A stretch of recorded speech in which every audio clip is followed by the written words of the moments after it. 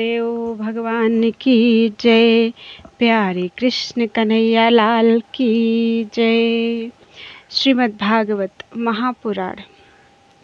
आज षष्ठ स्कंध। श्री राधा कृष्णाभ्याम नमः।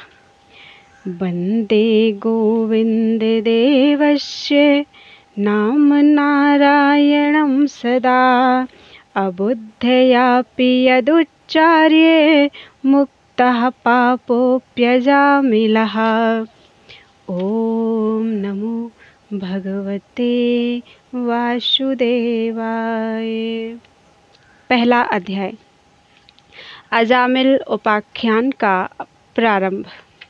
राजा परीक्षित ने कहा, भगवन, आप पहले द्वितीय स्कंध में निवृत्ति मार्ग का वर्णन कर चुके हैं तथा यह बतला चुके हैं कि उसके द्वारा अर्चिरादि मार्ग से जीव क्रमशः ब्रह्मलोक में पहुंचता है और फिर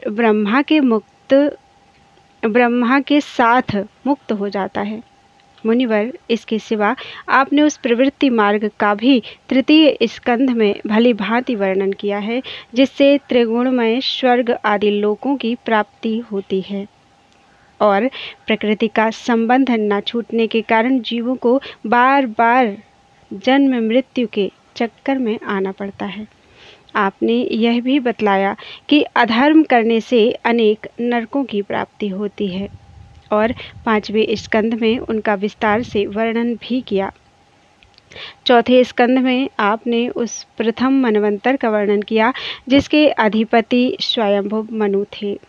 साथ ही चौथे और पांचवें स्कंध में प्रियव्रत और उत्तानपाद के वंशों तथा चरित्रों का एवं द्वीप, वर्ष, समुद्र, पर्वत, नदी, उद्यान और विभिन्न द्वीपों के वृक्षों का भी निरूपण किया।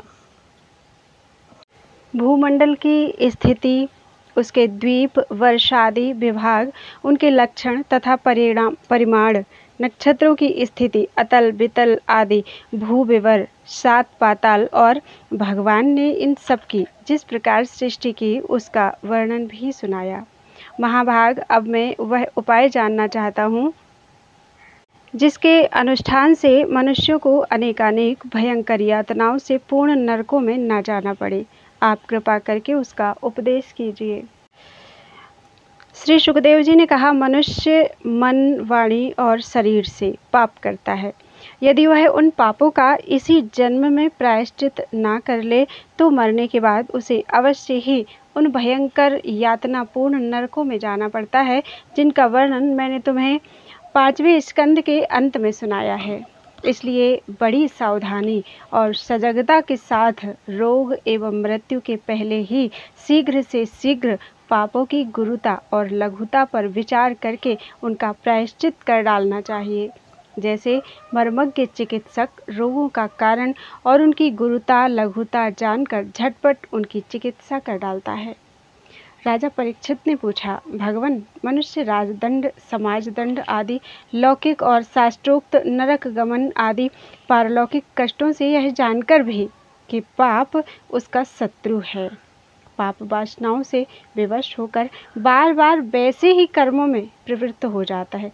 ऐसी अवस्था में उसके पापों का प्रायश्चित कैसे संभव है? मनुष्य कभी तो प्रायश्चित आदि के द्वारा पापों से छुटकारा पा लेता है, कभी फिर उन्हें ही करने लगता है।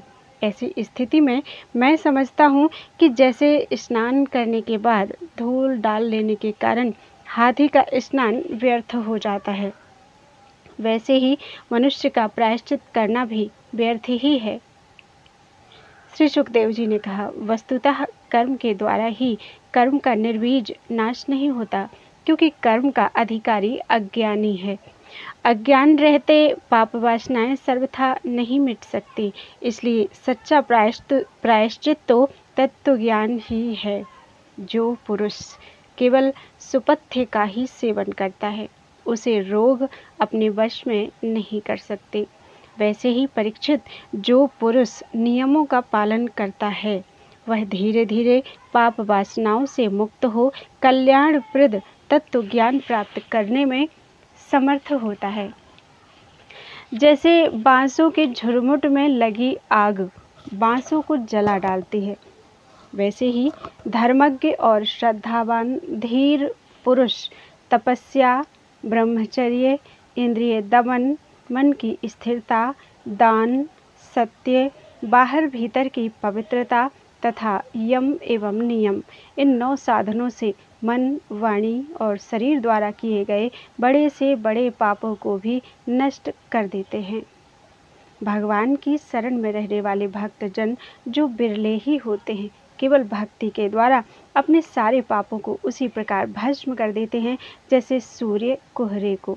परीक्षित, पापी पुरुष की जैसी शुद्धि भगवान को आत्मसमर्पण करने से और उनके भक्तों का सेवन करने से होती है, वैसी तपस्या आदि के द्वारा भी नहीं होती। जगत में यह भक्ति का पंथ ही सर्वश्रेष्ठ, भय रहित और कल्याण स्वरूप है, क्योंकि इस मार्ग पर भगवत परायण सुशील साधु जन चलते हैं। परीक्षित, जैसे शराब से भरे घड़े को नदियां पवित्र नहीं कर सकती, वैसे ही बड़े बड़े प्रायश्चित बार बार किए जाने पर भी भगवद विमुख मनुष्य को पवित्र करने में असमर्थ हैं।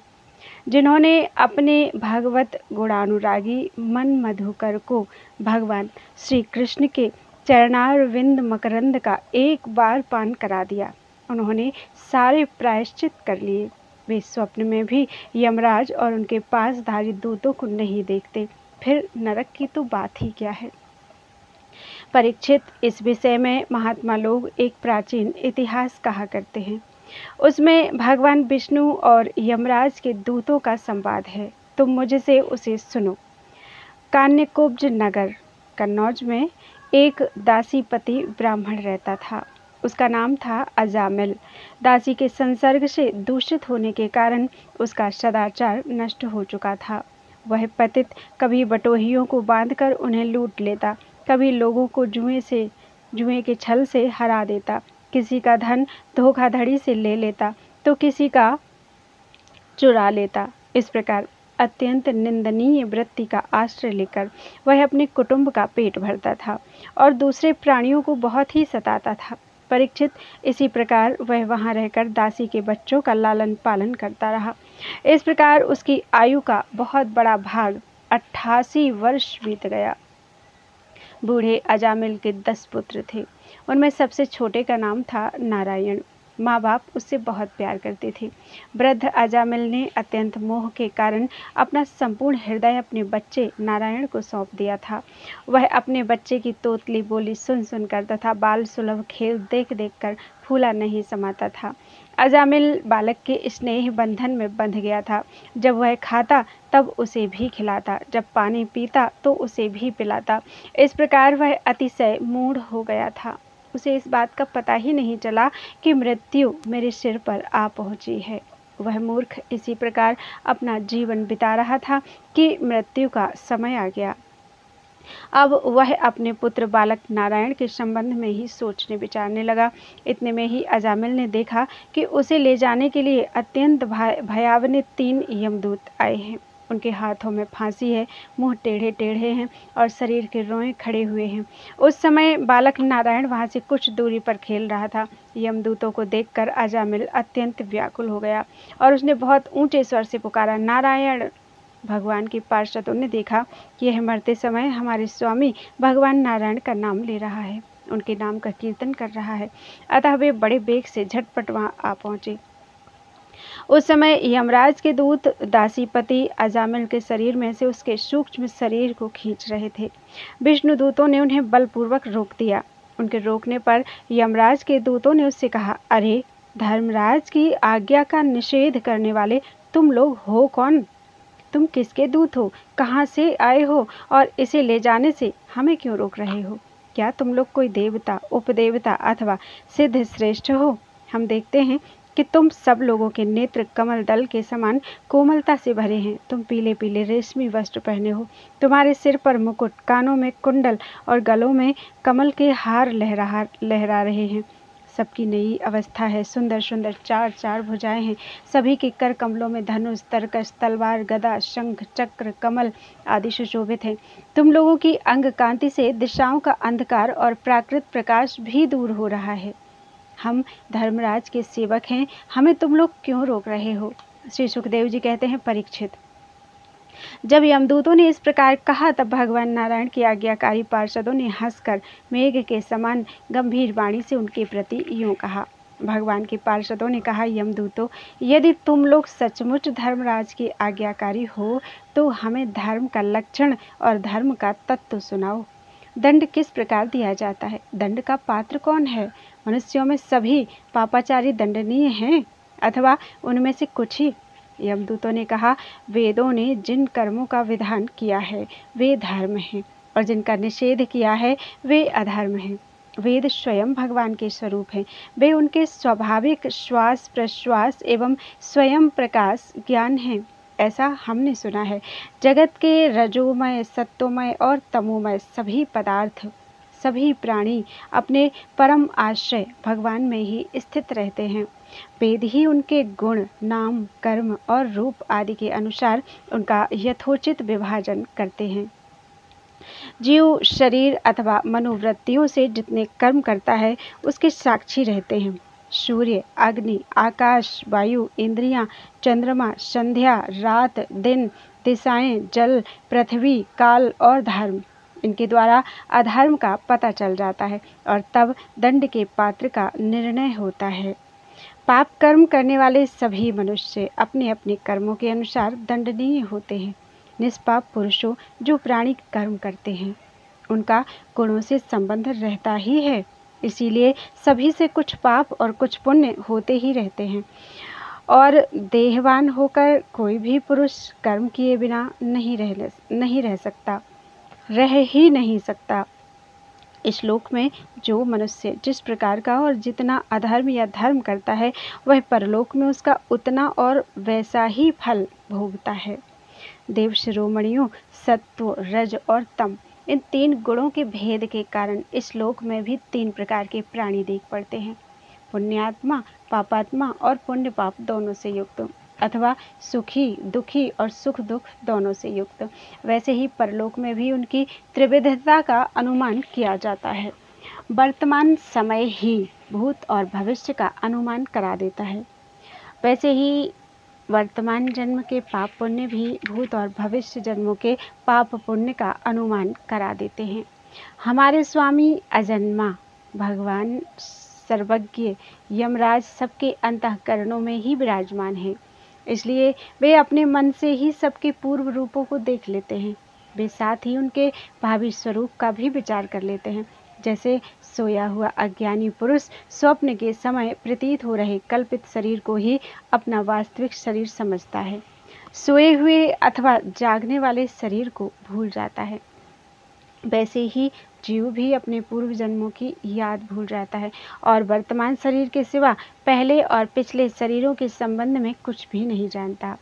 सिद्ध पुरुषों, जीव इस शरीर में 5 कर्मेंद्रियों से लेना, देना, चलना, फिरना आदि काम करता है।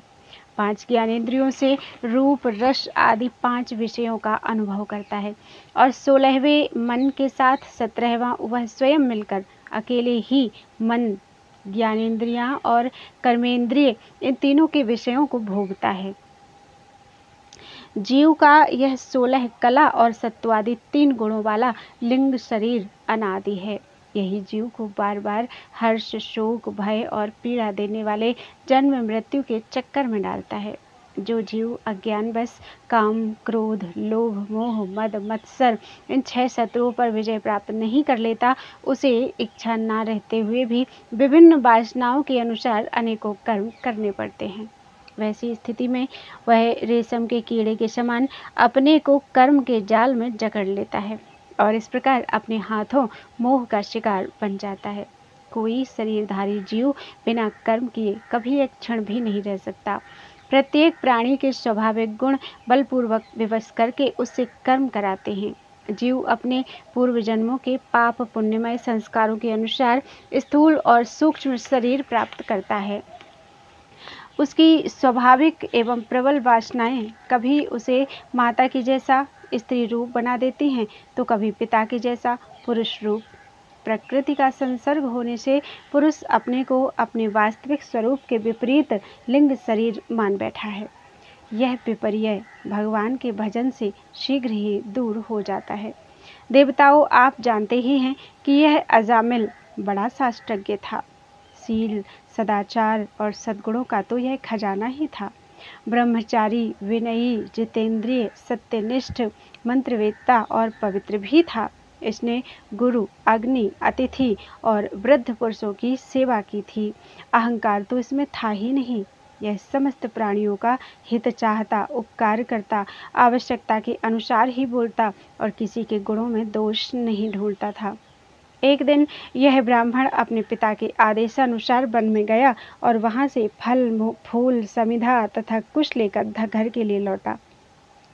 लौटते समय इसने देखा कि एक भ्रष्ट शूद्र, जो बहुत कामी और निर्लज्ज है, शराब पीकर किसी वैश्या के साथ विहार कर रहा है। वैश्या भी शराब पीकर मतवाली हो रही है। नशे के कारण उसकी आंखें नाच रही हैं। वह अर्धनग्न अवस्था में हो रही वह शूद्र और उस वैश्या के साथ कभी गाता, कभी हंसता और कभी तरह तरह की चेष्टाएं करके उसे प्रसन्न करता है। निष्पाप पुरुषों, शूद्र की भुजाओं में अंगराग आदि कामोद्दीपक वस्तुएं लगी हुई थी और वह उनसे उस उल्टा का आलिंगन कर रहा था। अजामिल उन्हें इस अवस्था में देखकर सहसा मोहित और काम के वश हो गया।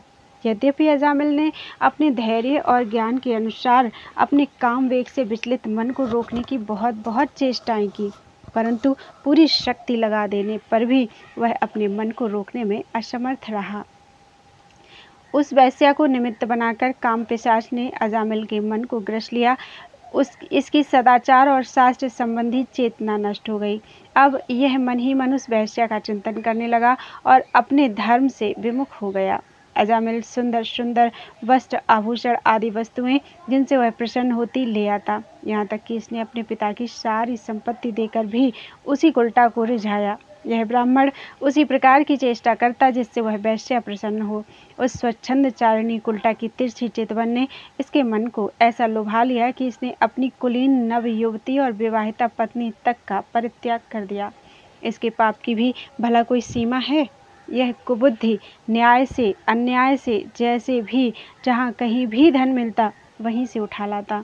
उस वैश्या के बड़े कुटुंब का पालन करने में ही यह व्यस्त रहता। इस पापी ने शास्त्र आज्ञा का उल्लंघन करके स्वच्छंद आचरण किया है। यह सत्पुरुषों के द्वारा निंदित है। इसने बहुत दिनों तक वैश्या के मल समान अपवित्र अन्न से अपना जीवन व्यतीत किया है। इसका सारा जीवन ही पापमय है। इसने अब तक अपने पापों का कोई प्रायश्चित भी नहीं किया है। इसलिए अब हम इस पापी को दंडपाणी भगवान यमराज के पास ले जाएंगे। वहाँ यह अपने पापों का दंड भोग कर शुद्ध हो जाएगा। बोलो वृंदावन बिहारी लाल की जय। दूसरा अध्याय, विष्णु दूतों द्वारा भागवत धर्म निरूपण और अजामिल का परम धाम गमन। श्री सुखदेव जी कहते हैं, परीक्षित, भगवान के नीति निपुण एवं धर्म का मर्म जानने वाले पार्षदों ने यमदूतों का यह अभिभाषण सुनकर उनसे इस प्रकार कहा। भगवान के पार्षदों ने कहा, यमदूतों, यह बड़े आश्चर्य और खेद की बात है कि धर्मज्ञों की सभा में अधर्म प्रवेश कर रहा है, क्योंकि वहाँ निरपराध और अदंडनीय व्यक्तियों को व्यर्थ ही दंड दिया जाता है। जो प्रजा के रक्षक हैं, शासक हैं, समदर्शी और परोपकारी हैं, यदि वे ही प्रजा के प्रति विषमता का व्यवहार करने लगें तो फिर प्रजा किसकी शरण लेगी? सत्पुरुष जैसा आचरण करते हैं, साधारण लोग भी वैसा ही करते हैं। वे अपने आचरण के द्वारा जिस कर्म को धर्मानुकूल प्रमाणित कर देते हैं, लोग उसी का अनुकरण करने लगते हैं। साधारण लोग पशुओं के समान धर्म और अधर्म का स्वरूप न जानकर किसी सत्पुरुष पर विश्वास कर लेते हैं। उसकी गोद में सिर रखकर निर्भय और निश्चिंत सो जाते हैं। वही दयालु सत्पुरुष, जो प्राणियों का अत्यंत विश्वास पात्र है और जिसे मित्र भाव से अपना हितैषी समझकर उन्होंने आत्मसमर्पण कर दिया है, उन अज्ञानी जीवों के साथ कैसे विश्वासघात कर सकता है? यमदूतों, इसने कोटि कोटि जन्मों की पाप राशि का पूरा प्रायश्चित कर लिया है, क्योंकि इसने विवश होकर ही सही भगवान के परम कल्याणमय मोक्षप्रद नाम का उच्चारण तो किया है। जिस समय इसने नारायण इन 4 अक्षरों का उच्चारण किया, उसी समय केवल उतने से ही इस पापी के समस्त पापों का प्रायश्चित हो गया। चोर, शराबी, मित्रद्रोही, ब्रह्मघाती, गुरुपत्नीगामी ऐसे लोगों का संसर्गी, स्त्री, राजा, पिता और गाय को मारने वाला, चाहे जैसा और चाहे जितना बड़ा पापी हो, सभी के लिए यही इतना ही सबसे बड़ा प्रायश्चित है कि भगवान के नामों का उच्चारण किया जाए। इस प्रसंग में नाम व्याहरण का अर्थ नामोच्चारण ही है। भगवान श्री कृष्ण कहते हैं, यद गोविंदेति चुक्रोश कृष्णामां दूरवासिनं ऋणमेतत् प्रवृद्धं मे हृदयान्नापसर्पति। मेरे दूर होने के कारण द्रौपदी ने जोर जोर से गोविंद गोविंद इस प्रकार करुण क्रंदन करके मुझे पुकारा। वह ऋण मेरे ऊपर बढ़ गया है और मेरे हृदय से उसका भार क्षण भर के लिए भी नहीं हटता। तो इतना ही सबसे बड़ा प्रायश्चित है कि भगवान के नामों का उच्चारण किया जाए, क्योंकि भगवान नामों के उच्चारण से मनुष्य की बुद्धि भगवान के गुण, लीला और स्वरूप में रम जाती है और स्वयं भगवान की उसके प्रति आत्मीय बुद्धि हो जाती है। बड़े बड़े ब्रह्मवादी ऋषियों ने पापों के बहुत से प्रायश्चित, कृच्छ, चांद्रायण आदि व्रत बतलाए हैं, परंतु उन प्रायश्चितों से पापी की वैसी जड़ से शुद्धि नहीं होती जैसी भगवान के नामों का, उनसे गुम्फित पदों का उच्चारण करने से होती है। नाम पदई ही कहने का यह अभिप्राय है कि भगवान का केवल नाम राम राम, कृष्ण कृष्ण, हरि हरि, नारायण नारायण अंतःकरण की शुद्धि के लिए, पापों की निवृत्ति के लिए पर्याप्त है। नमः नमामि इत्यादि क्रिया जोड़ने की भी कोई आवश्यकता नहीं है। नाम के साथ बहुवचन का प्रयोग, भगवान के बहुत से नाम हैं, किसी का भी संकीर्तन कर लें, इस अभिप्राय से है। एक व्यक्ति सब नामों का उच्चारण करे, इस अभिप्राय से नहीं।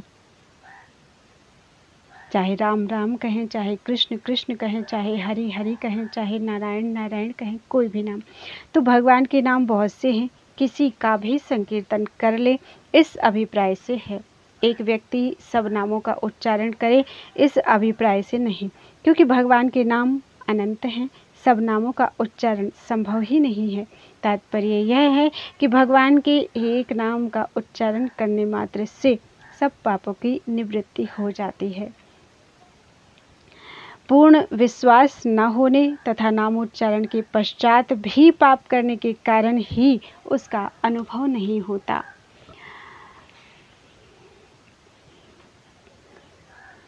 तो जैसी भगवान के नामों का, उनसे गुम्फित पदों का उच्चारण करने से जैसी गति होती है, क्योंकि वे नाम पवित्र कीर्ति भगवान के गुणों का ज्ञान कराने वाले हैं। यदि प्रायश्चित करने के बाद भी मन फिर से कुमार्ग में पाप की ओर दौड़े, तो वह चरम सीमा का पूरा पूरा प्रायश्चित नहीं है। इसलिए जो लोग ऐसा प्रायश्चित करना चाहें कि जिससे पाप कर्मों और कामनाओं की जड़ ही उखड़ जाए, उन्हें भगवान के गुणों का ही गान करना चाहिए, क्योंकि उससे चित्त सर्वथा शुद्ध हो जाता है। इसलिए यमदूतों, तुम लोग अजामिल को मत ले जाओ, इसने सारे पापों का प्रायश्चित कर लिया है, क्योंकि इसने मरते समय भगवान के नाम का उच्चारण किया है। पाप की निवृत्ति के लिए भगवान नाम का एक अंश ही पर्याप्त है। जैसे राम का रा, इसने तो संपूर्ण नाम का उच्चारण कर लिया। मरते समय का अर्थ ठीक मरने का क्षण ही नहीं है, क्योंकि मरने के क्षण जैसे कृच्छ, चांद्रायण आदि करने के लिए विधि नहीं हो सकती, वैसे नामोच्चारण की भी नहीं है। इसलिए म्रियमाण शब्द का यह अभिप्राय है कि अब आगे इससे कोई पाप होने की संभावना नहीं है। तो बड़े बड़े महात्मा पुरुष यह बात जानते हैं कि संकेत में, अर्थात किसी दूसरे अभिप्राय से, परिहास में, तान अलापने में अथवा किसी की अवहेलना करने में भी यदि कोई भगवान के नामों का उच्चारण करता है, तो उसके सारे पाप नष्ट हो जाते हैं। जो मनुष्य गिरते समय पैर फिसलते समय, अंग भंग होते समय और सांप के डसते समय, आग में जलते समय तथा चोट लगते समय भी विवशता से हरि हरि कहकर भगवान के नाम का उच्चारण कर लेता है, वह यम यातना का पात्र नहीं रह जाता। महर्षियों ने जानबूझकर बड़े पापों के लिए बड़े और छोटे पापों के लिए छोटे छोटे प्रायश्चित बतलाए हैं। इसमें संदेह नहीं कि उन तपस्या, दान, जप आदि प्रायश्चितों के द्वारा वे पाप नष्ट हो जाते हैं, परंतु उन पापों से मलिन हुआ उसका हृदय शुद्ध नहीं होता। भगवान के चरणों की सेवा से वह भी शुद्ध हो जाता है। यमदूतों जैसे जान या अनजान में ईंधन से अग्नि का स्पर्श हो जाए तो वह भस्म हो ही जाता है, वैसे ही जानबूझकर या अनजान में भगवान के नामों का संकीर्तन करने से मनुष्य के सारे पाप भस्म हो जाते हैं। जैसे कोई परम शक्तिशाली अमृत को उसका गुण ना जानकर अनजाने में पी ले तो भी वह अवश्य ही पीने वाले को अमर बना देता है, वैसे ही अनजान में उच्चारण करने पर भी भगवान का नाम अपना फल देकर ही रहता है। वस्तु शक्ति श्रद्धा की अपेक्षा नहीं करती, अर्थात वस्तु की स्वाभाविक शक्ति इस बात की प्रतीक्षा नहीं करती कि यह मुझ पर श्रद्धा रखता है कि नहीं। जैसे अग्नि या अमृत हरिर्हरति पापानि दुष्टचित्तैरपि स्मृतः अनिच्छयापि संस्पृष्टो दहत्येव हि पावकः। दुष्ट चित्त मनुष्य के द्वारा स्मरण किए जाने पर भी भगवान श्री हरि पापों को हर लेते हैं। अनजाने में या अनिच्छा से स्पर्श करने पर भी अग्नि जलाती ही है। भगवान के नाम का उच्चारण केवल पाप को ही निवृत्त करता है, इसका और कोई फल नहीं है। यह धारणा भ्रमपूर्ण है, क्योंकि शास्त्र में कहा है, सकृद उच्चरितं येन हरिरित्यक्षरद्वयं बद्धः परिकरस्तेन मोक्षाय गमनं प्रति। जिसने हरि ये 2 अक्षर एक बार भी उच्चारण कर लिए, उसने मोक्ष प्राप्त करने के लिए परिकर बांध लिया, भेंट कस ली। इस वचन से यह सिद्ध होता है कि भगवान नाम मोक्ष का भी साधन है। मोक्ष के साथ ही साथ यह धर्म, अर्थ और काम का भी साधन है, क्योंकि ऐसे अनेक प्रमाण मिलते हैं जिनमें त्रिवर्ग सिद्धि का भी नाम ही कारण बतलाया गया है। न गंगा न गया सेतुर न काशी न च पुष्करम जिह्वाग्रे वर्तते यस्य हरिरिति अक्षरद्वयम्। ऋग्वेदोऽथ यजुर्वेदः सामवेदो ह्यथर्वणः अधीतास्तेन येनोक्तं हरिरित्यक्षरद्वयम्। अश्वमेधादिभिर्यज्ञैर्नरमेधैः सदक्षिणैः यजितं तेन येनोक्तं हरिरिति अक्षरद्वयम्। प्राणप्रयाणपाथेयं संसारव्याधिभेषजं दुःखक्लेश परित्राणं हरिरित्यक्षरद्वयम्। जिसकी जिह्वा के नोक पर हरि ये 2 अक्षर बसते हैं, उसे गंगा, गया, सेतुबंध, काशी और पुष्कर की कोई आवश्यकता नहीं है, अर्थात उनकी यात्रा, स्नान आदि का फल भगवान नाम से ही मिल जाता है। जिसने हरि इन 2 अक्षरों का उच्चारण कर लिया, उसने ऋग्वेद, यजुर्वेद, सामवेद और अथर्ववेद का अध्ययन कर लिया। जिसने हरि ये 2 अक्षर उच्चारण किए, उसने दक्षिणा के सहित अश्वमेध आदि यज्ञों के द्वारा यजन कर लिया। हरि ये 2 अक्षर मृत्यु के पश्चात परलोक के मार्ग में प्रयाण करने वाले प्राणों के लिए पाथेय अर्थात मार्ग के लिए भोजन सामग्री है। संसार रूप रोगों के लिए सिद्ध औषधि है और जीवन के दुख और क्लेशों के लिए परित्राण है। इन वचनों से यह सिद्ध होता है कि भगवान नाम अर्थ, धर्म, काम इन 3 वर्गों का भी साधक है। यह बात हरि, नारायण आदि कुछ विशेष नामों के संबंध में ही नहीं, प्रत्युत सभी नामों के संबंध में है, क्योंकि स्थान स्थान पर यह बात सामान्य रूप से कही गई है कि अनंत के नाम, विष्णु के नाम, हरि के नाम इत्यादि। भगवान के सभी नामों में एक ही शक्ति है। नाम संकीर्तन आदि में वर्ण आश्रम का भी कोई नियम नहीं है। ब्राह्मणाः क्षत्रिया वैश्याः स्त्रियः शूद्रान्त्यजातयः यत्र तत्रानुकुर्वन्ति विष्णोर्नामानुकीर्तनं सर्वपापविनिर्मुक्तास्ते अपि यान्ति सनातनम्। ब्राह्मण, क्षत्रिय, वैश्य, स्त्री, शूद्र, अंत्यज आदि जहाँ तहाँ विष्णु भगवान के नामों का अनुकीर्तन करते रहते हैं, वे भी समस्त पापों से मुक्त होकर सनातन परमात्मा को प्राप्त होते हैं। नाम संकीर्तन में देश काल आदि के नियम भी नहीं है। यथा न देश काल नियमः शौच विनिर्णयः परम संकीर्तनादेव राम रामेति मुच्यते। न देश नियमो राजन् न काल नियमस्तथा विद्यते नात्र संदेहो विष्णोर्नामानुकीर्तने। कालोऽस्ति यज्ञे दाने वा स्नाने कालोऽस्ति सज्जपे विष्णु संकीर्तने कालो नास्त्यत्र पृथ्वीपते। गच्छन्स्तिष्ठन् स्वपन् वापि पिबन् भुञ्जन् जपंस्तथा कृष्ण कृष्णेति संकीर्त्य मुच्यते पापकंचुकात्। अपवित्रः पवित्रो वा सर्वावस्थां गतोरपि अपवित्रः पवित्रो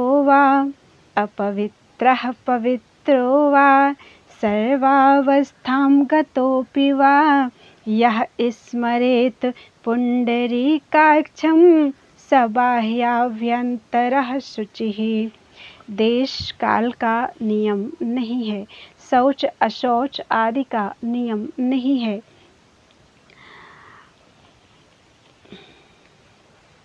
शौच अशौच आदि का निर्णय करने की भी आवश्यकता नहीं है। केवल राम राम यह संकीर्तन करने मात्र से जीव मुक्त हो जाता है। भगवान के नाम का संकीर्तन करने में ना देश का नियम है और ना तो काल का, इसमें कोई संदेह नहीं। राजन, यज्ञ, दान, तीर्थ स्थान अथवा विधि पूर्वक जप के लिए शुद्ध काल की अपेक्षा है, परंतु भगवान नाम के इस संकीर्तन में काल शुद्धि की कोई आवश्यकता नहीं है। चलते फिरते, खड़े रहते, सोते, खाते, पीते और जप करते हुए भी कृष्ण कृष्ण ऐसा संकीर्तन करके मनुष्य पाप के कैंचुल से छूट जाता है। अपवित्र हो या पवित्र, सभी अवस्थाओं में, चाहे किसी भी अवस्था में हो, जो कमल नयन भगवान का स्मरण करता है वह बाहर भीतर पवित्र हो जाता है। कृष्णेति मंगलम नाम यस्य वाचि प्रवर्तते भस्मी भवन्ति सद्यस्तु महापातककोटयः। सर्वेषामपि यज्ञानां लक्षणानि व्रतानि च तीर्थस्नानानि सर्वाणि तपांस्यनशनानि च। वेदपाठसहस्राणि प्रादक्षिण्यं भुवः शतं कृष्ण नाम जपस्यास्य कलाम नारहन्ति षोडशीम।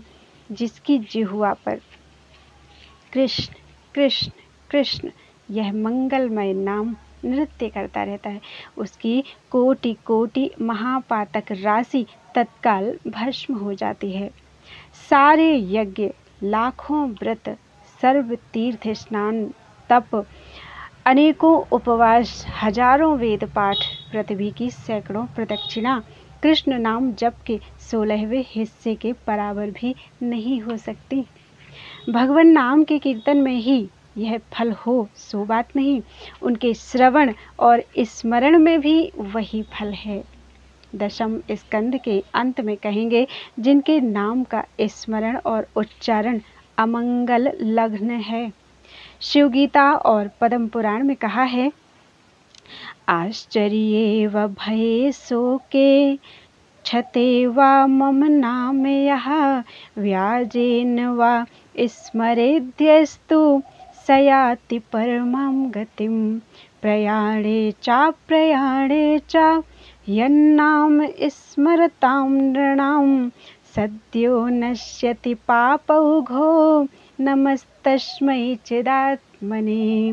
भगवान कहते हैं कि आश्चर्य, भय, शोक, क्षत अर्थात चोट लगने आदि के अवसर पर जो मेरा नाम बोल उठता है, हरे राम हरे कृष्ण, हे भगवान, ऐसे या किसी ब्याज से स्मरण करता है, वह परम गति को प्राप्त हो जाता है। मृत्यु या जीवन, चाहे जब कभी भगवान का नाम स्मरण करने वाले मनुष्यों की पाप राशि तत्काल नष्ट हो जाती है। उन चिदात्मा प्रभु को नमस्कार है। इतिहासोत्तम में कहा गया है, श्रुत्वा नामानि तत्र स्थास्तेनोक्तानि हरेर्द्विज नरकान्मुक्ताः सद्य एव महामुने। महामुनि ब्राह्मण देव भक्तराज के मुख से नरक में रहने वाले प्राणियों ने श्री हरि के नाम का श्रवण किया और वे तत्काल नरक से मुक्त हो गए। यज्ञ यागादि रूप धर्म अपने अनुष्ठान के लिए जिस पवित्र देश, काल, पात्र, शक्ति, सामग्री, श्रद्धा, मंत्र, दक्षिणा आदि की अपेक्षा रखता है, इस कलयुग में उसका संपन्न होना अत्यंत कठिन है। भगवान नाम संकीर्तन के द्वारा उसका फल अनायास ही प्राप्त किया जा सकता है। भगवान शंकर पार्वती के प्रति कहते हैं, ईसो हम सर्व जगताम नामना विष्णोर्हि जाप कहा सत्यम सत्यम वदाम्येव हरिर्नान्या गतिर्नृणाम। संपूर्ण जगत का स्वामी होने पर भी मैं विष्णु भगवान के नाम का ही जप करता हूँ। मैं तुमसे सत्य सत्य कहता हूँ, भगवान को छोड़कर जीवों के लिए अब कर्मकांड आदि कोई भी गति नहीं है। श्रीमद् भागवत में ही यह बात आगे आने वाली है कि सतयुग में ध्यान से, त्रेता में यज्ञ से और द्वापर में अर्चा पूजा से जो फल मिलता है, कलयुग में वह केवल भगवान नाम के जप से मिल जाता है। और भी है कि कलयुग दोषों का निधि है, परंतु इसमें एक महान गुण यह है कि श्री कृष्ण संकीर्तन मात्र से ही जीव बंधन मुक्त होकर परमात्मा को प्राप्त कर लेता है। इस प्रकार एक बार के नामोच्चारण की भी अनंत महिमा शास्त्रों में कही गई है। यहाँ मूल प्रसंग में ही एक दापि कहा गया है। सकृद उच्चरितम का उल्लेख किया जा चुका है। बार बार जो नामोच्चारण का विधान है वह आगे और पाप न उत्पन्न हो जाएं, इसके लिए है। ऐसे वचन भी मिलते हैं कि भगवान के नाम का उच्चारण करने से भूत, वर्तमान और भविष्य के सारे ही पाप भस्म हो जाते हैं। यथा वर्तमानं च यत् पापं यद् भूतं यद् भविष्यति तत्सर्वं निर्दहत्यासु गोविंदानल कीर्तनम। फिर भी भगवत प्रेमी जीव को पापों के नाश पर अधिक दृष्टि नहीं रखनी चाहिए। उसे तो भक्ति भाव की दृढ़ता के लिए भगवान के चरणों में अधिकाधिक प्रेम बढ़ता जाए, इस दृष्टि से अहरनिश नित्य निरंतर भगवान के मधुर मधुर नाम जपते रहना चाहिए, जपते जाना चाहिए। जितनी अधिक निष्कामता होगी उतनी नाम की पूर्णता प्रकट होती जाएगी, अनुभव में आती जाएगी। अनेक तार्किकों के मन में यह कल्पना उठती है कि नाम की महिमा वास्तविक नहीं है, अर्थवाद मात्र है। उनके मन में यह धारणा तो हो ही जाती है कि शराब की एक बूंद भी पतित बनाने के लिए पर्याप्त है, परंतु यह विश्वास नहीं होता कि भगवान का एक नाम भी परम कल्याणकारी है। शास्त्रों में भगवान नाम महिमा को अर्थवाद समझना पाप बताया गया है। पुराणेष्वर्थवादत्वं ये वदन्ति नराधमाः तैर्जितानि पुण्यानि तद्वद एव भवन्ति हि, तद्वदेव भवन्ति हि। मन्नाम कीर्तन फलं विविधं निशम्य न श्रद्धाति मनुते यतुर्थार्थवादम्।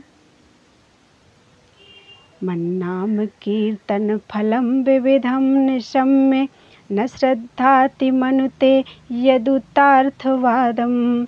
यो मानुषस्तमिह दुख चये क्षिपामि संसार घोर विविधार्ति निपीडितांगम। अर्थवादं हरेर्नाम्नि संभावयति यो नरः सपापिष्ठो मनुष्याणां नरके पतति स्फुटम। जो नराधम पुराणों में अर्थवाद की कल्पना करते हैं, उनके द्वारा उपार्जित पुण्य वैसे ही हो जाते हैं। जो मनुष्य मेरे नाम कीर्तन के विविध फल सुनकर उस पर श्रद्धा नहीं करता है और उसे अर्थवाद मानता है, उसको संसार के विविध घोर तापों से पीड़ित होना पड़ता है और उसे मैं अनेक दुखों में डाल देता हूँ। जो मनुष्य भगवान के नाम में अर्थवाद की संभावना करता है, वह मनुष्यों में अत्यंत पापी है और उसे नरक में गिरना पड़ता है। तो ये थी नाम की व्याख्या। अब आगे चलते हैं कथा में। श्री सुखदेव जी कहते हैं, राजन, इस प्रकार भगवान के पार्षदों ने भागवत धर्म का पूरा निर्णय सुना दिया और अजामिल को यमदूतों के पास से छुड़ाकर मृत्यु के मुख से बचा लिया। प्रिय परीक्षित, पार्षदों की यह बात सुनकर यमदूत यमराज के पास गए और उन्हें यह सारा वृत्तांत ज्यों का त्यों सुना दिया। अजामिल यमदूतों के फंदे से छूटकर निर्भय और स्वस्थ हो गया। उसने भगवान के पार्षदों के दर्शन जनित आनंद में मग्न होकर उन्हें सिर झुकाकर प्रणाम किया। निष्पाप परीक्षित, भगवान के पार्षदों ने देखा कि अजामिल कुछ कहना चाहता है, तब वे सहसा उसके सामने ही वहीं अंतर्धान हो गए। इस अवसर पर अजामिल ने भगवान के पार्षदों से विशुद्ध भागवत धर्म और यमदूतों के मुख से वेदोक्त सगुण प्रवृत्ति विषयक धर्म का श्रवण किया था। सर्व पापहारी भगवान की महिमा सुनने से अजामिल के हृदय में शीघ्र ही भक्ति का उदय हो गया। अब उसे अपने पापों को याद करके बड़ा पश्चाताप होने लगा। अजामिल मन ही मन सोचने लगा, अरे मैं कैसा इंद्रियों का दास हूँ। मैंने एक दासी के गर्भ से पुत्र उत्पन्न करके अपना ब्राह्मणत्व नष्ट कर दिया। यह बड़े दुख की बात है। धिक्कार है, मुझे बार बार धिक्कार है। मैं संतों के द्वारा निंदित हूँ, पापात्मा हूँ। मैंने अपने कुल में कलंक का टीका लगा दिया। हाय हाय, मैंने अपनी सती एवं अबोध पत्नी का परित्याग कर दिया और शराब पीने वाली कुलटा का संसर्ग किया। कितना नीच हूँ मैं, कितना नीच हूँ। मेरे माँ बाप बूढ़े और तपस्वी थे, वे सर्वथा असहाय थे। उनकी सेवा शुश्रूषा करने वाला और कोई नहीं था। मैंने उनका भी परित्याग कर दिया। ओह, मैं कितना कृतज्ञ हूँ। मैं अब अवश्य ही अत्यंत भयावह भयावने नरक में गिरूंगा, जिसमें गिरकर धर्मघाती पापात्मा कामी पुरुष अनेकों प्रकार की यम यातना भोगते हैं। मैंने अभी जो अद्भुत दृश्य देखा, क्या वह स्वप्न है अथवा जागृत अवस्था का ही प्रत्यक्ष अनुभव है? अभी अभी जो हाथों में फंदा लेकर मुझे खींच रहे थे, वे कहाँ चले गए? अभी अभी वे मुझे अपने फंदों में फंसाकर पृथ्वी के नीचे ले जा रहे थे, परंतु 4 अत्यंत सुंदर सिद्धों ने आकर मुझे छुड़ा लिया। वे अब कहाँ चले गए? यद्यपि मैं इस जन्म का महापापी हूँ, फिर भी मैंने पूर्व जन्मों में अवश्य ही शुभ कर्म किए होंगे, तभी तो मुझे इन श्रेष्ठ देवताओं के दर्शन हुए। उनकी स्मृति से मेरा हृदय अब भी आनंद से भर रहा है। मैं कुलटागामी और अत्यंत अपवित्र हूँ। यदि पूर्व जन्म में मैंने पुण्य ना किए होते तो मरने के समय मेरी जीभ भगवान के मनोमोहक नाम का उच्चारण कैसे कर पाती? कहाँ तो मैं महाकपटी, पापी, निर्लज्ज और ब्रह्म तेज को नष्ट करने वाला, कहाँ भगवान का वह परम मंगलमय नारायण नाम। सचमुच मैं तो कृतार्थ हो गया। अब मैं अपने मन, इंद्रिय और प्राणों को वश में करके ऐसा प्रयत्न करूंगा कि फिर अपने को घोर अंधकारमय नरक में न डालूं। अज्ञानवश मैंने अपने को शरीर समझकर उसके लिए बड़ी बड़ी कामनाएं की और उनकी पूर्ति के लिए अनेकों कर्म किए। उन्हीं का फल है यह बंधन। अब मैं इसे काटकर समस्त प्राणियों का हित करूंगा, वासनाओं को शांत कर दूंगा, सबसे मित्रता का व्यवहार करूंगा, दुखियों पर दया करूंगा और पूरे संयम के साथ रहूंगा। भगवान की माया ने स्त्री का रूप धारण करके मुझ अधम को फांस लिया और क्रीड़ा मृग की भांति मुझे बहुत नाच नचाया। अब मैं अपने आप को उस माया से मुक्त करूंगा। मैंने सत्य वस्तु परमात्मा को पहचान लिया है, अतः अब मैं शरीर आदि में मैं तथा मेरे का भाव छोड़कर भगवान नाम के कीर्तन आदि से अपने मन को शुद्ध करूंगा और उसे भगवान में लगाऊंगा। श्री सुखदेव जी कहते हैं, परीक्षित, उन भगवान के पार्षद महात्माओं का केवल थोड़ी ही देर के लिए सत्संग हुआ था। इतने से ही अजामिल के चित्त में संसार के प्रति तीव्र वैराग्य हो गया। वे सबके संबंध और मोह को छोड़कर हरिद्वार चले गए। उसे देव स्थान में जाकर वे भगवान के मंदिर में आसन से बैठ गए और उन्होंने योग मार्ग का आश्रय लेकर अपनी सारी इंद्रियों को विषयों से हटाकर मन में लीन कर लिया और मन को बुद्धि में मिला दिया। इसके बाद आत्मचिंतन के द्वारा उन्होंने बुद्धि को विषयों से पृथक कर लिया तथा भगवान के धाम अनुभव स्वरूप परब्रह्म में जोड़ दिया। इस प्रकार जब अजामिल की बुद्धि त्रिगुणमयी प्रकृति से ऊपर उठकर भगवान के स्वरूप में स्थित हो गई, तब उन्होंने देखा कि उनके सामने वे ही 4 पार्षद जिन्हें उन्होंने पहले देखा था खड़े हैं। अजामिल ने सिर झुकाकर उन्हें नमस्कार किया। उनका दर्शन पाने के बाद उन्होंने उस तीर्थ स्थान में गंगा के तट पर अपना शरीर त्याग दिया और तत्काल भगवान के पार्षदों का स्वरूप प्राप्त कर लिया। अजामिल भगवान के पार्षदों के साथ स्वर्णमय विमान पर आरूढ़ होकर आकाश मार्ग से भगवान लक्ष्मीपति के निवास स्थान वैकुंठ को चले गए। परीक्षित, अजामिल ने दासी का सहवास करके सारा धर्म कर्म चौपट कर दिया था। वे अपने निंदित कर्म के कारण पतित हो गए थे। नियमों से च्युत हो जाने के कारण उन्हें नरक में गिराया जा रहा था, परंतु भगवान के एक नाम का उच्चारण करने मात्र से वे उससे तत्काल मुक्त हो गए। जो लोग इस संसार बंधन से मुक्त होना चाहते हैं, उनके लिए अपने चरणों के स्पर्श से तीर्थों को भी तीर्थ बनाने वाले भगवान के नाम से बढ़कर और कोई साधन नहीं है, क्योंकि नाम का आश्रय लेने से मनुष्य का मन फिर कर्म के पचड़ों में नहीं पड़ता। भगवान नाम के अतिरिक्त और किसी प्रायश्चित का आश्रय लेने पर मन रजोगुण और तमोगुण से ग्रस्त ही रहता है तथा पापों का पूरा पूरा नाश भी नहीं होता। परीक्षित, यह इतिहास अत्यंत गोपनीय और समस्त पापों का नाश करने वाला है। जो पुरुष श्रद्धा और भक्ति के साथ इसका श्रवण कीर्तन करता है, वह नरक में कभी नहीं जाता। यमराज के दूत तो आंख उठाकर उसकी ओर देखते तक नहीं। उस पुरुष का जीवन चाहे पापमय ही क्यों न रहा हो, वैकुंठ लोक में उसकी पूजा होती है। परीक्षित, देखो, अजामिल जैसे पापी ने मृत्यु के समय पुत्र के बहाने भगवान के नाम का उच्चारण किया, उसे भी वैकुंठ की प्राप्ति हो गई। फिर जो लोग श्रद्धा के साथ भगवान नाम का उच्चारण करते हैं उनकी तो बात ही क्या है। बोलो वृंदावन बिहारी लाल की जय। तीसरा अध्याय, यम और यमदूतों का संवाद।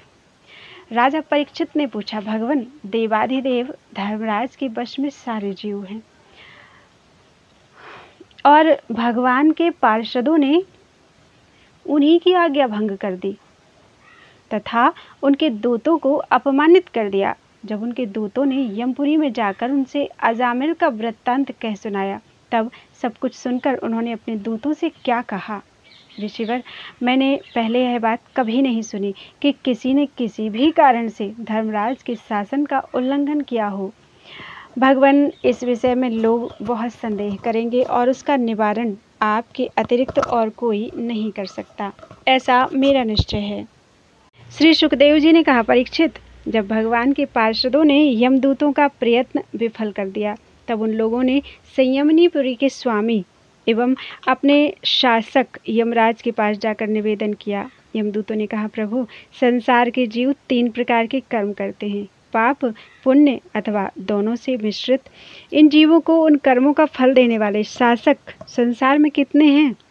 यदि संसार में दंड देने वाले बहुत से शासक हों तो किसे सुख मिले और किसे दुख, इसकी व्यवस्था एक सी नहीं हो सकेगी। संसार में कर्म करने वालों के अनेक होने के कारण यदि उनके शासक भी अनेक हों तो उन शासकों का शासकपना नाम मात्र का ही होगा। जैसे एक सम्राट के अधीन बहुत से नाम मात्र के सामंत होते हैं। इसलिए हम तो ऐसा समझते हैं कि अकेले आप ही समस्त प्राणियों और उनके स्वामियों के भी अधीश्वर हैं।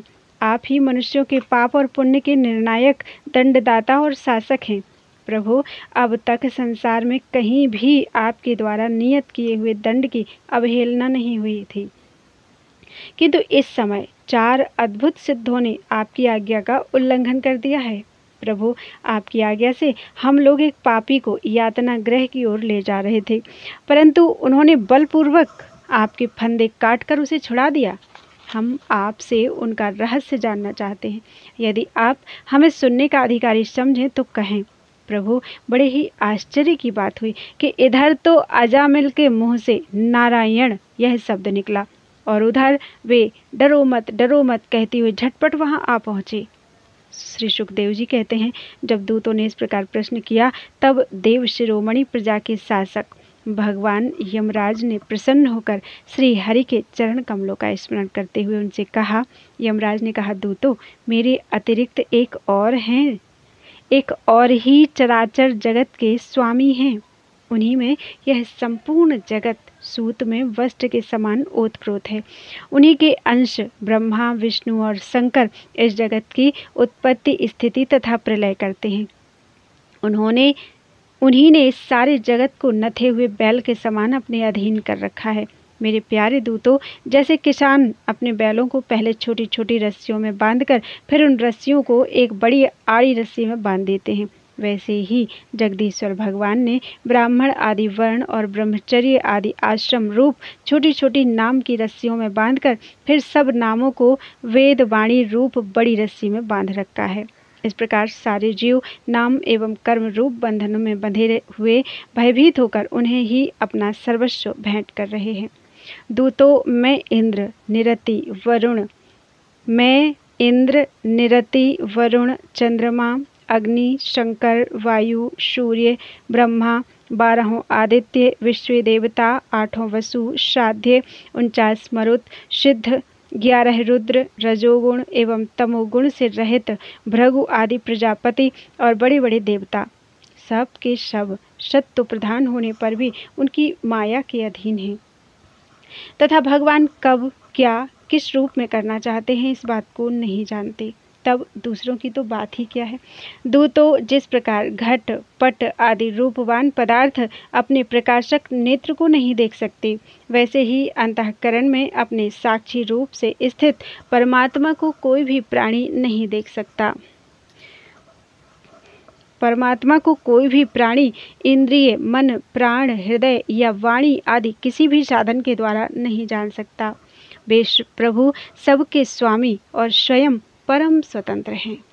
उन्हीं मायापति पुरुषोत्तम के दूत उन्हीं के समान परम मनोहर रूप, गुण और स्वभाव से संपन्न होकर इस लोक में प्रायः विचरण किया करते हैं। विष्णु भगवान के सुर पूजित एवं परम अलौकिक पार्षदों का दर्शन बड़ा दुर्लभ है। वे भगवान के भक्तजनों को उनके शत्रुओं से, मुझसे और अग्नि आदि सब विपत्तियों से सर्वथा सुरक्षित रखते हैं। स्वयं भगवान ने ही धर्म की मर्यादा का निर्माण किया है। उसे ना तो ऋषि जानते हैं और ना देवता या सिद्धगण ही। ऐसी स्थिति में मनुष्य, विद्याधर, चारण और असुर आदि तो जान ही कैसे सकते हैं। भगवान के द्वारा निर्मित भागवत धर्म परम शुद्ध और अत्यंत गोपनीय है। उसे जानना बहुत ही कठिन है। जो उसे जान लेता है वह भगवत स्वरूप को प्राप्त हो जाता है। दूतों, भागवत धर्म का रहस्य हम 12 व्यक्ति ही जानते हैं। ब्रह्मा जी, देवर्षि नारद, भगवान शंकर, सनत कुमार, कपिल देव, स्वयंभु मनु, प्रहलाद, जनक, भीष्म पितामह, बलि, सुखदेव जी और धर्मराज अर्थात मैं। इस जगत में जीवों के लिए बस यही सबसे बड़ा कर्तव्य परम धर्म है कि वे नाम कीर्तन आदि उपायों से भगवान के चरणों में भक्ति भाव प्राप्त कर लें। प्रिय दूतों, भगवान के नाम उच्चारण की महिमा तो देखो। अजामिल जैसा पापी भी एक बार नामोच्चारण करने मात्र से मृत्यु पाश से छुटकारा पा गया। भगवान के गुण, लीला और नामों का भली भांति कीर्तन मनुष्यों के पापों का सर्वथा विनाश कर दे। यह कोई उसका बहुत बड़ा फल नहीं है, क्योंकि अत्यंत पापी अजामिल ने मरने के समय चंचल चित्त से अपने पुत्र का नाम नारायण उच्चारण किया। इस नाम भास मात्र से ही उसके सारे पाप नामाभास मात्र से ही उसके सारे पाप तो क्षीण हो ही गए, मुक्ति की भी प्राप्ति हो गई।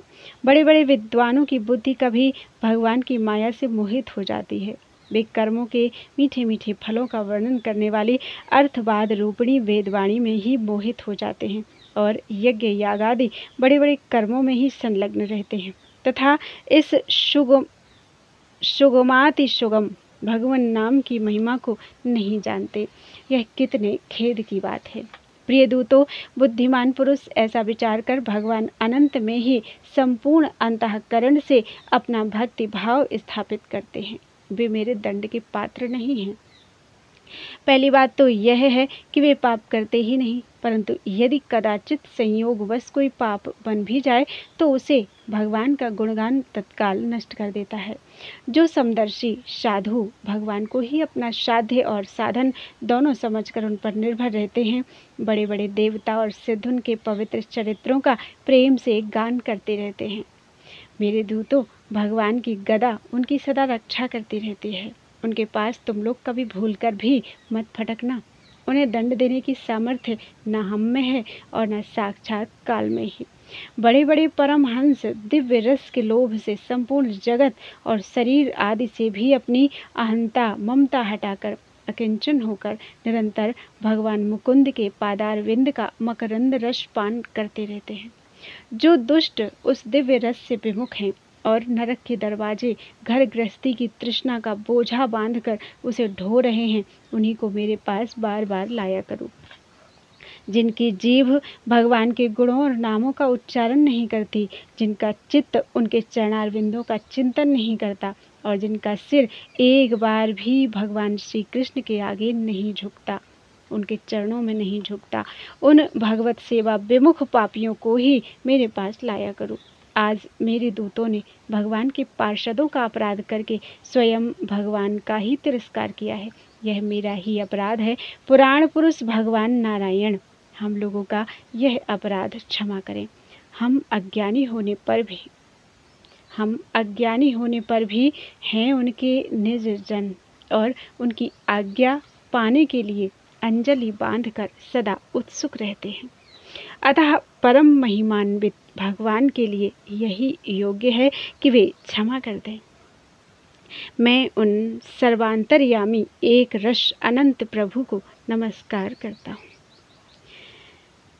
श्री सुखदेव जी कहते हैं, परीक्षित, इसलिए तुम ऐसा समझ लो कि बड़े से बड़े पापों का सर्वोत्तम, अंतिम और पाप वासनाओं को भी निर्मूल कर डालने वाला प्रायश्चित यही है कि केवल भगवान के गुणों, लीलाओं और नामों का कीर्तन किया जाए। इसी से संसार का कल्याण हो सकता है। जो लोग बार बार भगवान के उदार और कृपापूर्ण चरित्रों का श्रवण कीर्तन करते हैं, उनके हृदय में प्रेममयी भक्ति का उदय हो जाता है। उस भक्ति से जैसी आत्मशुद्धि होती है, वैसी कृच्छ, चांद्रायण आदि व्रतों से नहीं होती। जो मनुष्य भगवान श्री कृष्ण चंद्र के चरणारविंद मकरंद रस का लोभी भ्रमर है, वह स्वभाव से ही माया के आपात रम्य, दुखद और पहले से ही छोड़े हुए विषयों में फिर नहीं रमता। किंतु जो लोग उस दिव्य रस से विमुख हैं, कामनाओं ने जिनकी विवेक बुद्धि पर पानी फेर दिया है, वे अपने पापों का मार्जन करने के लिए पुनः प्रायश्चित रूप कर्म ही करते हैं।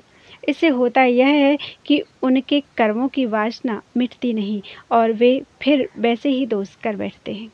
परीक्षित, जब यमदूतों ने अपने स्वामी धर्मराज के मुख से इस प्रकार भगवान की महिमा सुनी और उसका स्मरण किया, तब उनके आश्चर्य की सीमा न रही।